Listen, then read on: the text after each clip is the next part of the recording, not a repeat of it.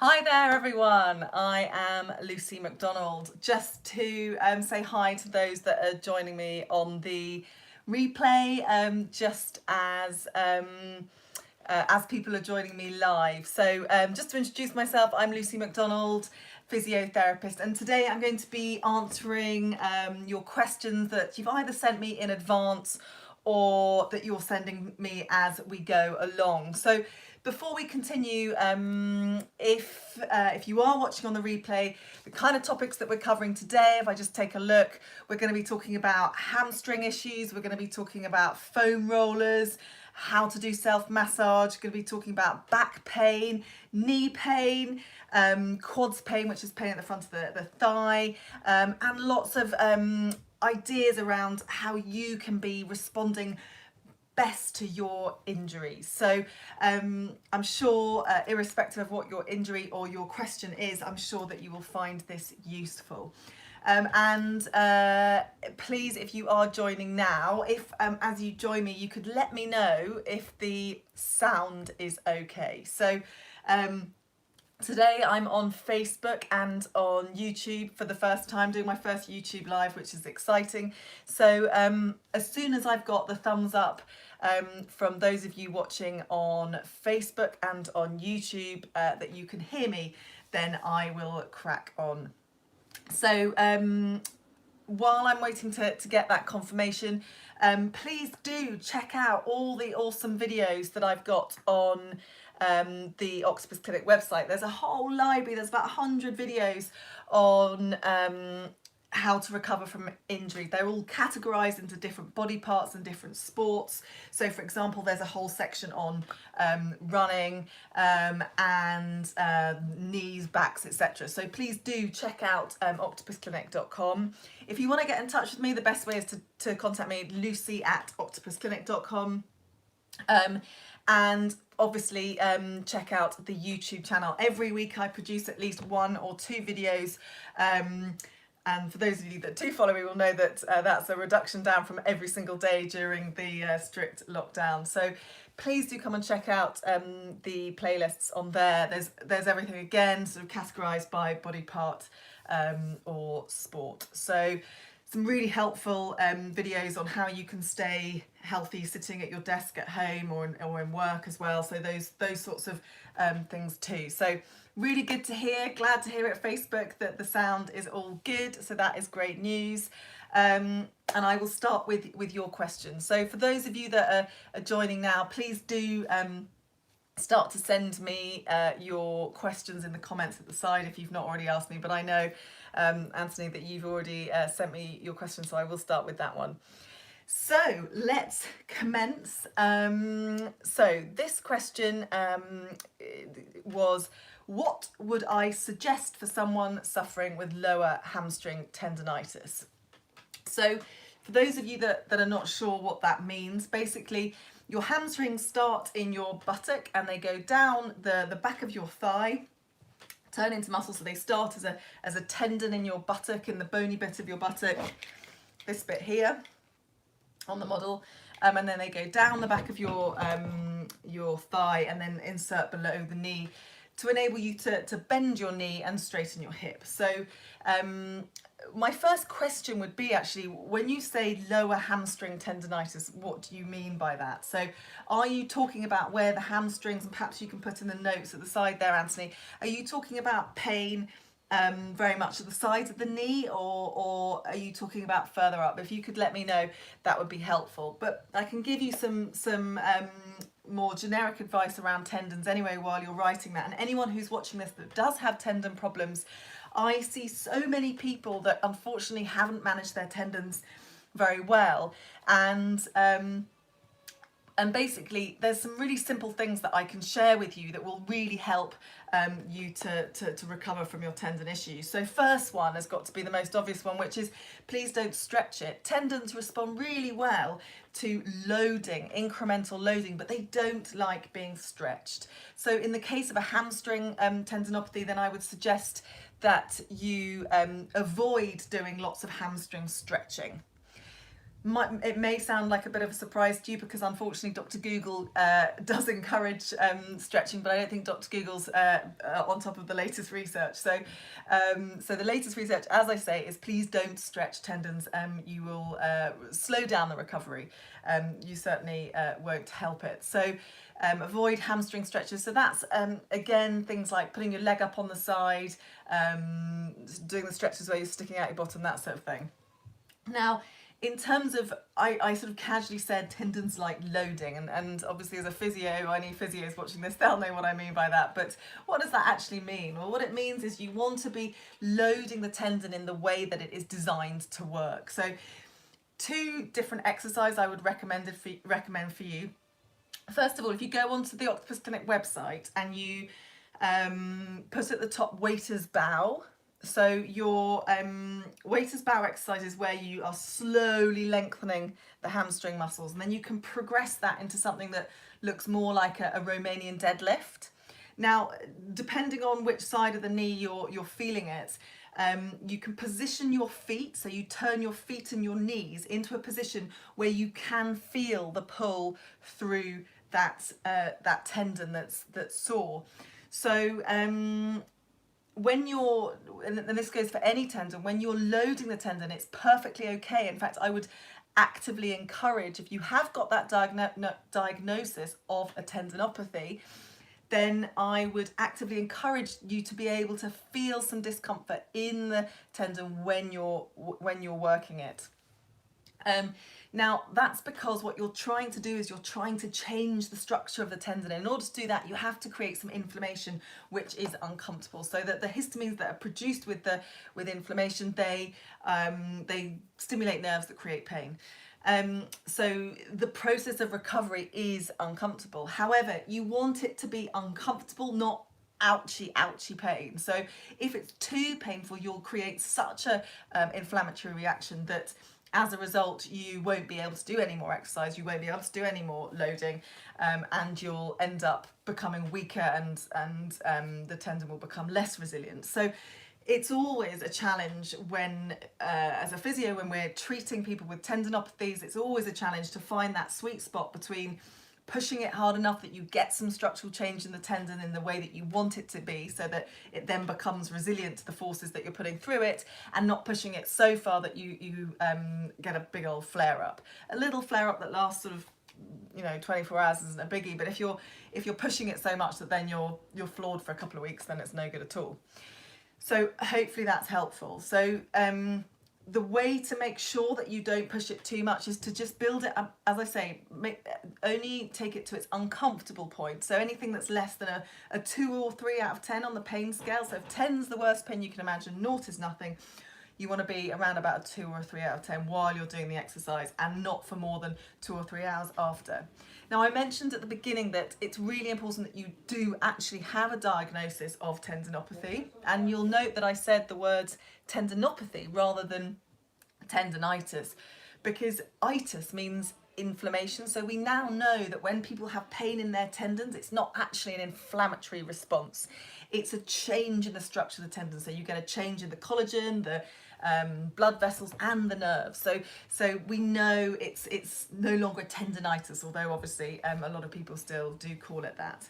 That's why it doesn't particularly respond well to icing resting. So actually, one of the other really common things that I see with tendon problems, whether it's an Achilles tendon, a hamstring tendon, glute med tendon at the side of the hip, what other really common ones, knee tendon, elbow tendons, you name it, is that people rest it. So obviously while you rest it, it feels better, and then you go back to doing the activity that caused it in the first place, and hey presto, the pains come back. And if you're training for an event, so a set date, like a marathon, for example, then you've lost all that potential recovery time, and it's the closer you get to the event, the more difficult it is clearly to get you pain-free in time. But it's still possible, even if you see a running physio just before the event, that's absolutely fine. And we can do so much by video consultation. So please do get in touch. I mentioned at the beginning, if you missed it, you can contact me, lucy@octopusclinic.com, or you can go through the website www.octopusclinic.com. And as I say, I do loads of appointments by video consultation, so I'd be happy to see you. Now, the big thing, and this again goes for any of you that have any kind of injury, not just a tendon issue, is that we need to work out why it is that that particular part of your body, and in your case, Anthony, the hamstring tendon, why it is that that tendon is becoming, or that part of your body is becoming overloaded. So has it been that you've massively increased your training? Has it been that you're not looking at your recovery enough, so your cross-training, your strength and conditioning, eating correctly, sleeping, managing stress, all those kind of bigger picture things. But also, why is it that on that particular side, in that particular leg, you're getting that particular injury? And that brings me to the biomechanical side of things. So there must be something about the way that you're moving that part of your body when you're, in your case, actually don't say that you're a runner, but I know you're a runner, in your case running. What is it about your running technique? What is it about your kinetic chain or your biomechanics on that side that is causing that pain? Now, with hamstring tendinopathies, and actually with a lot of things, it's a lot about the stability of your hips, so particularly your glutes. Now, I'm not talking about the big glutes muscles at the back of your glutes. It's more the glutes at the side, so more like your gluteus medius, gluteus minimus. And the best way to work those muscles isn't doing things like clams or bridges or side lying leg lifts or anything like that. The best thing to do is to work them in the way that they are used when you're exercising. And with running or walking, a lot of day-to-day activities, it's in standing. So the best exercises, again, if you go onto the Octopus Clinic website and you do the wall ball series, and also the Running Man. If anyone's ever met me before, if any of you guys have ever met me before, you'll know that my number one favourite exercise for runners is the Running Man exercise. And the reason that that's so brilliant is that you can stand in front of the mirror and you can analyse your own running technique, and then you can use that to then go on to work on different areas. But yes, so I would suggest with the guy that asked me about hamstring tendinopathies, then I would definitely go and do that wall ball and the Running Man.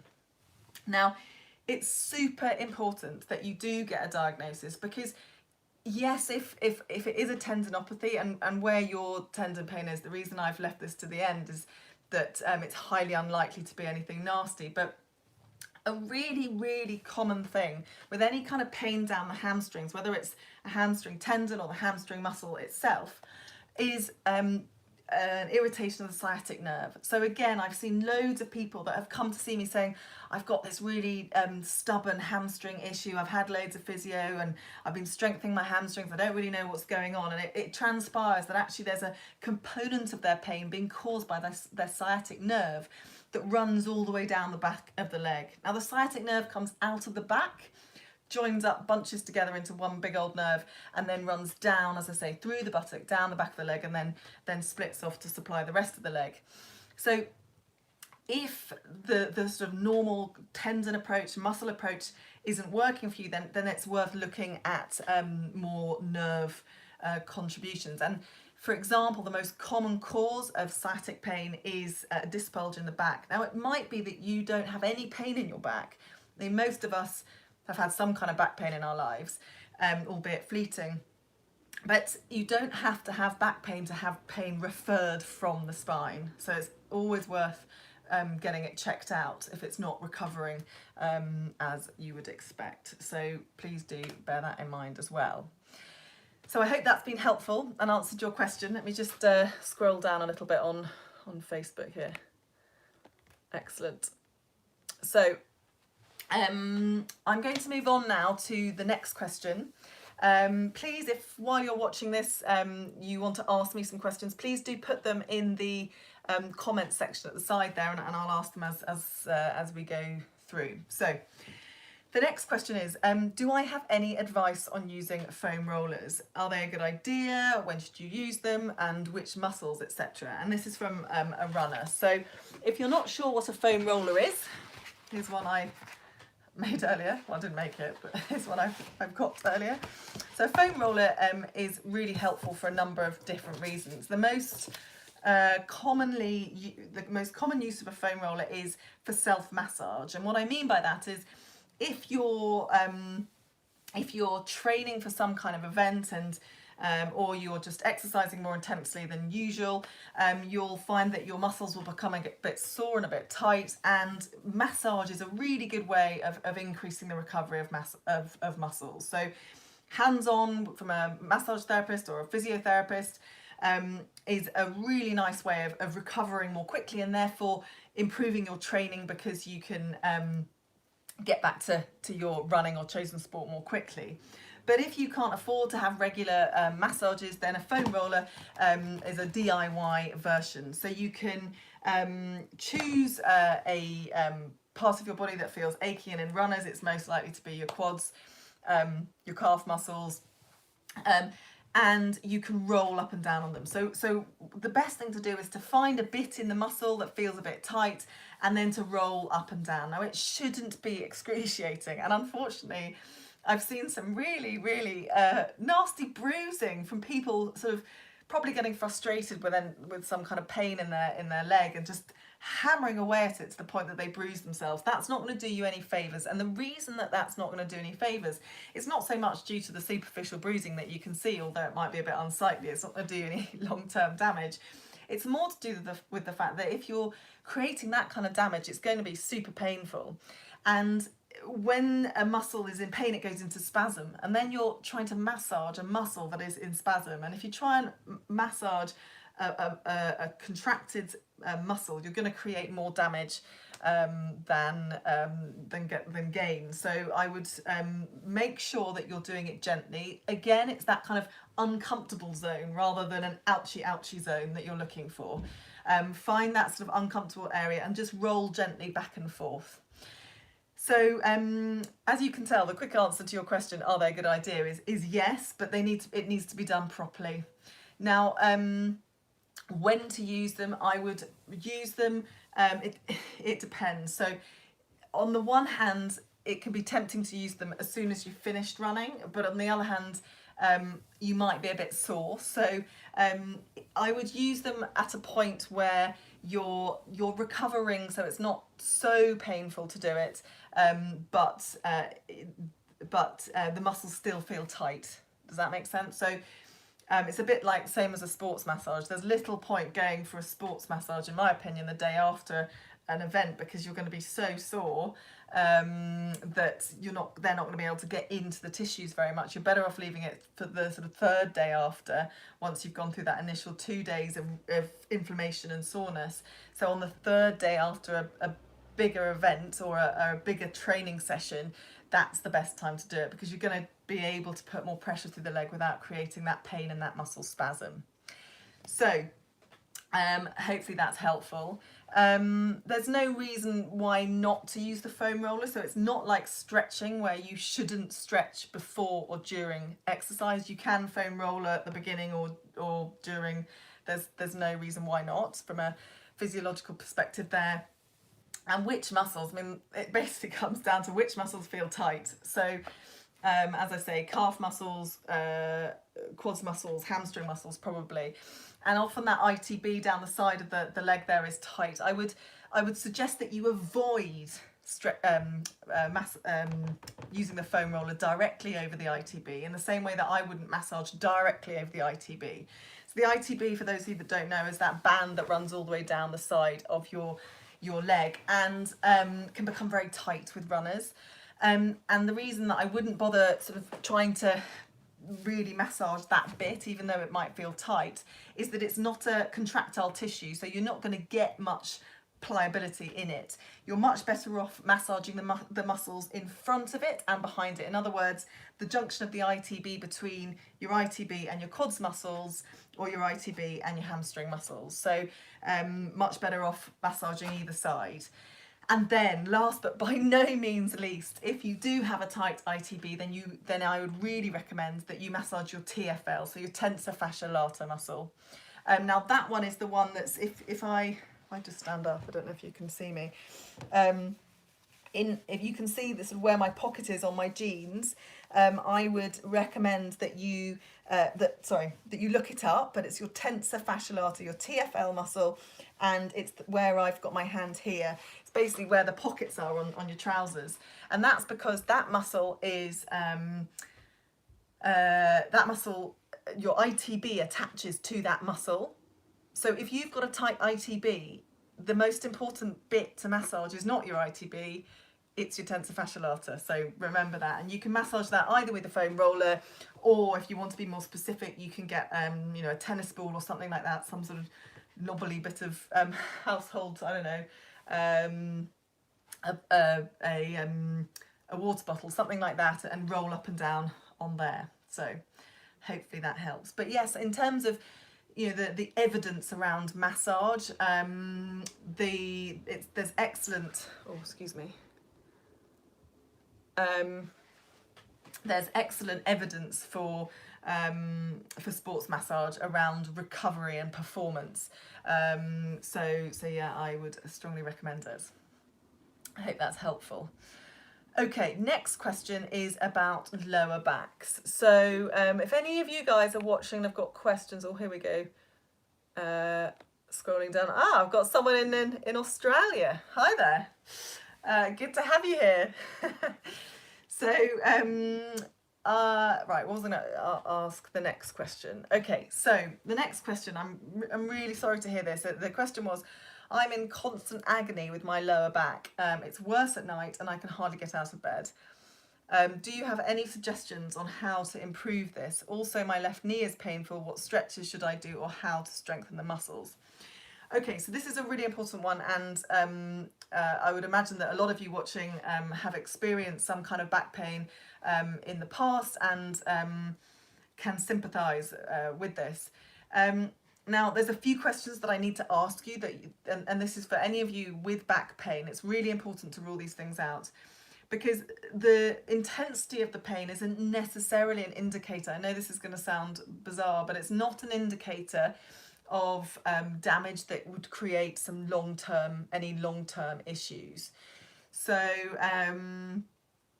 it's the things that do require more urgent treatment and are an indicator of longer term issues are more than the nerve signs. And by that, what I mean is, and I want you to listen carefully and just make sure that you run these things through in your head. So no bladder or bowel issues, particularly any issues with controlling your bowel or releasing the fluid from your bladder. No problems with the sensation between your legs, so particularly what we call your saddle region, which if you think about, if you're sitting on a horse on a saddle, it's that part and if you have any reduced sensation in that area, then it's important that you go to A&E immediately, so your emergency doctor immediately. So any of those symptoms, go straight right now to go and see a doctor. Those things aside, other things to watch out for are things like sudden weakness in your legs, issues with your coordination walking, drop attacks, so in other words, falling over, anything like that, you must go and get checked out. If you've got reduced sensation anywhere else in your leg, particularly on one side, that could be a part of the picture, but it's not necessarily an emergency unless you're suddenly getting it or it's suddenly getting worse. I hope that's helpful. Right, those things aside, presuming you don't have any of those things, I don't know how long you've had back pain, but if you're in constant agony, that's something that is obviously concerning. It depends on what you mean by constant. If the pain is literally there continuously, it doesn't go up, it doesn't go down, there is nothing that you do in terms of movement or positions that make the pain any different, then again I would strongly suggest you go and see your GP. So it's not so much an emergency situation, but it's more of an urgent or a please do go and see your GP over the next few days type situation. So if there is nothing that makes the pain worse or better. But the vast majority of back pain behaves in a way that in some positions it's better, in some positions it's worse. And depending on the structures of the back will depend on which positions are worse or better. So for example, one of the most common causes of back pain is a disc problem, which, as I mentioned earlier, if you've been watching from the beginning, can also create issues with the sciatic nerve or other nerves that come out of the back and supply down the leg. But not necessarily, you can just get a localised pain.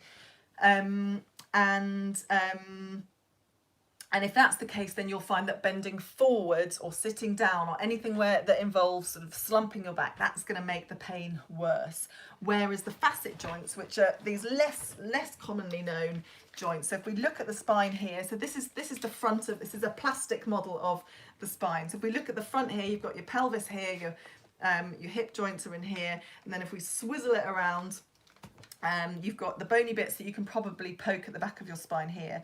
And then at the side here, you've got what we call your facet joints. So these little joints that run all the way up the spine, and right next to them, you've got the nerves, these yellow things that come out. Now, if you find it very painful leaning backwards, and you have an injury to these joints, then it's going to be super painful. And they can be really nasty, sort of stabbing pain in the back. So depending on what structures are involved, and obviously you've also got your ligaments, you've got muscles, you've got all sorts of structures in the back. Now I would recommend if you do have back pain that you go onto the sorry Bob, I'd recommend that you go onto my YouTube channel. So if you look up Lucy McDonald Octopus Clinic Physiotherapist, it'll come up, and in there I've got a playlist for back pain. So go and check out all the videos that I've made on back pain, and that will give you some information. And once you've done that, then go on to the Octopus Clinic website, where I've got a whole video library, exercise video library for back pain. But in the meantime, my top exercises, irrespective of the cause of your back pain, is the Superman series and the foam roller series, where you lie on a long foam roller, or if you don't have a long foam roller, you can just do them on the floor until you do have a long foam roller. But yes, the Superman series is really brilliant as well. So there's lots of other exercises on there that I'd recommend. But as I say, I think if you've got that constant agony and that nasty night pain as well, I would go and see either a physiotherapist or a GP. And I'm not sure whether you sort of saw the beginning. If you, I do a lot of consultations by video consultation. So no matter where you are in the world, I can see you and I can do a full assessment and then advise you on more specific exercises and advice of what you should be doing to reduce your pain. So please do get in touch, lucy@octopusclinic.com, or you can just go on the website and follow the contact through there. Okay, so hopefully that's been helpful. The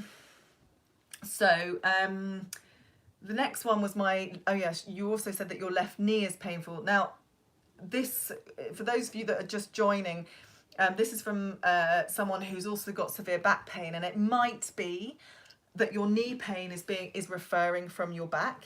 So without doing an assessment, doing a video consultation with you, I wouldn't want to give you knee specific exercises, especially considering you've got this back pain that could well be the cause of the knee pain. Because, you know, I can give you loads of knee stuff, but if the pain's coming from your back, it's a bit pointless you doing it. So yeah, we need to sort of rule that out, basically. I can talk a little bit about knee issues in general, but this is not specific to your case, the person that contacted me about the back pain as well. So knee pain in runners is super common, really, really common. It's the most common thing that I see runners for. So the good news is that they respond really well to physio. So the problems with the knees in runners is normally something to do with the biomechanics, so the way the leg is aligned. So if you were listening to this from the beginning, then you'll know that doing the Running Man exercise is a brilliant sort of DIY version of looking at biomechanics. So I'd really recommend that you do that exercise that you can find on the Octopus Clinic website. And then really common things, the two really common biomechanical issues that cause knee pain in runners are ankle instability. So I'd recommend you do video 42. No idea why I always remember the number of that video, but I do. So video 42, and then progress that through to doing exercises off the edge of the step, which you can also find on the website. So ankle stability is number one. Number two is that hip stability. So the wall ball series again that I mentioned at the beginning, that would be brilliant for anyone with knee pain. But ultimately, it's all about getting those knees really strong. So one of the biggest areas that people neglect in their running training is strength and conditioning. And the older we get, the more important it is that we do strength and conditioning. So things like split squats, modified deadlifts, those kind of things, calf raises, core muscle exercises, all of that good stuff is super important to prevent and treat injuries, but it's got to be done with the right alignment. So please do check out how they're done on the website. I talk through all the alignment things, but yeah, do get in touch if that doesn't work. Stretches wise, it's a really interesting one. So I'm often asked, and this is for everyone who's watching who has any kind of injury, stretches are useful, they have their place, but unfortunately they're not as valuable as people think they are. They are not, they're more of a firefighting rather than a solving the problem type exercise. So the reason is that when something is tight, it's because something else is weak, or the same muscle that is tight is probably also weak. So what you need to do is you need to strengthen the weak structures, and then that will prevent the recurrence of that tightness coming back and back again. So if you're stretching it, it'll feel great after you've stretched it, but then you go back to do your activity and it's gone tight again. And that's why people can get really frustrated and end up spending unbelievable amounts of time stretching, when actually if they just spent a little bit less time doing their strength and conditioning work, then they wouldn't have to spend anywhere near as long stretching.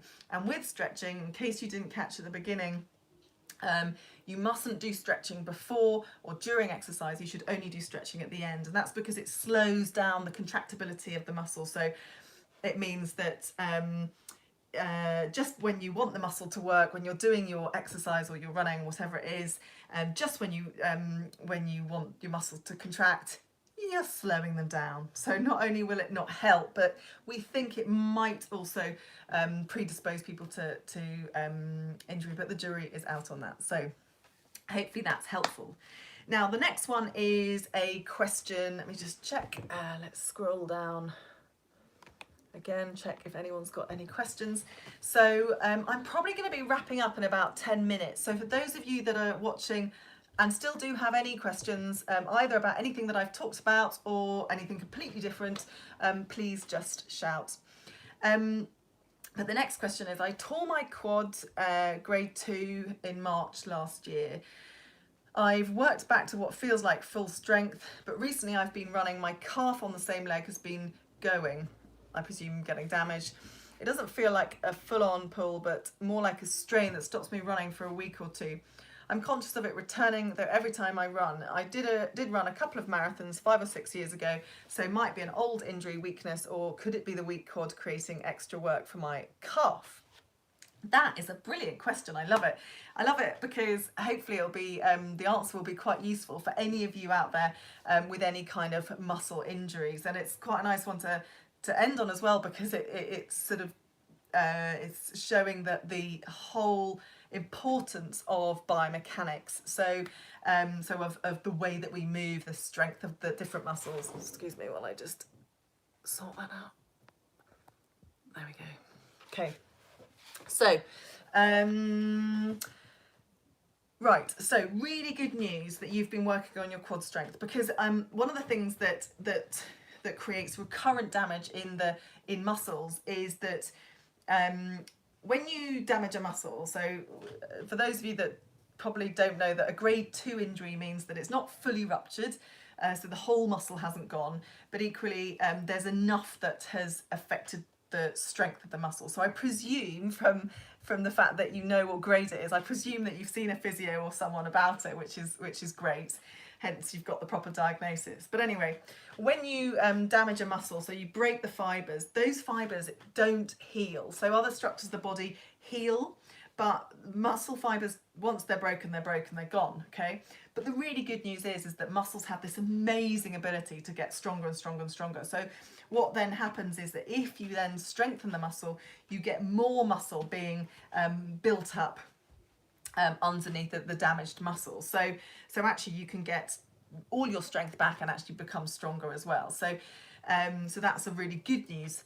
The bad news is, which I'm sure you've established if you've been working hard, is that it does take a minimum of 2 months to get significant strength back in the muscle. You'll get activation of the muscle much more quickly, but actual increase in cells, bigger cells, to the extent that the muscle is significantly stronger, will take at least 2 months. So you need to be doing, whenever you damage a muscle, you need to be strengthening that muscle for at least 2 to 3 months to notice any really significant change. So I would always recommend at least 6 months post muscle injury to keep going with your strengthening exercises. And anyway, as you're a runner, you should be doing quad strengthening exercises as part of your running program anyway. As I've already mentioned, if you omit your strength conditioning, you're just cruising for an injury. So yeah, make sure that you do it as standard anyway. Now, it's interesting that you now have a calf injury. It depends how you have been maintaining it doesn't sound to me like you've been maintaining your calf strength, possibly. So perhaps you took some time out from running, probably with a grade 2 quads injury. You would have taken a decent amount of time out from running, and therefore your calf muscles probably just got a lot weaker. You've probably been using the other leg preferentially, and therefore that side, the calf muscles just got weaker and weaker and weaker. And then you go back to running, you build your running up, and that calf muscle is still just one step behind, no pun intended, the other leg. So the muscles that you really want to be focusing on, particularly your soleus muscles, which is the muscle that you work if you're doing a heel drops off a step with your knee slightly bent. So make sure that you're strengthening your calf muscle with the ankles in the right alignment, so with that video number 42, and dropping your heels off the step all the way down and then all the way up, not as a stretch, but as a transitioning the heel off the edge of the step and then back up again, off the edge of the step and back up again, with the knee slightly bent. So yeah, that's what I think you need to do, because it just sounds like it's just become deconditioned and weak. I would really like to know, if I could actually have a conversation with you, I would really like to know, and if you can comment in the side there, we might have time for me to answer more specifically, but I would like to know how you tore your quad. Now, it might be that it was something really obvious, like maybe you fell over and ripped it, but if it was just something that happened when you were running, or then I would be interested to know why biomechanically you're getting, there might be something biomechanically on that side. Either way, quite a nice thing to end on actually is I would suggest that you go and you do the Running Man exercise. The Running Man exercise is really good, not just for runners actually, so it's great for anyone that walks. So that's going to be the majority of us. Please do go and check that out and see if you need to make any corrections in your biomechanics. But by all means, I'm really happy to see you for a video consultation. So please do check out the Octopus Clinic website, www.octopusclinic.com, where we've got this big old library of loads of really useful exercises for you to do, to get stuck into. So videos of exercises where I talk through in detail how to get the alignment right and things. So really, really useful stuff there. And then also please do subscribe to my YouTube channel, where I share a lot of information about how to manage your injuries, what's causing your injuries, and it's all bunched together in playlists, so quite useful as well. I'm always really keen to hear from you, so please let me know what you would like me to do a video on YouTube about next, or if you'd like me to put something together that's written or anything. I'd love to hear your suggestions, so please do subscribe,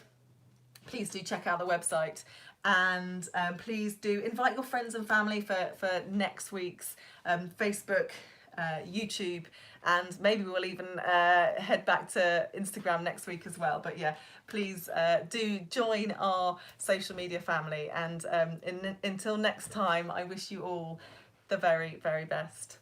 Bye.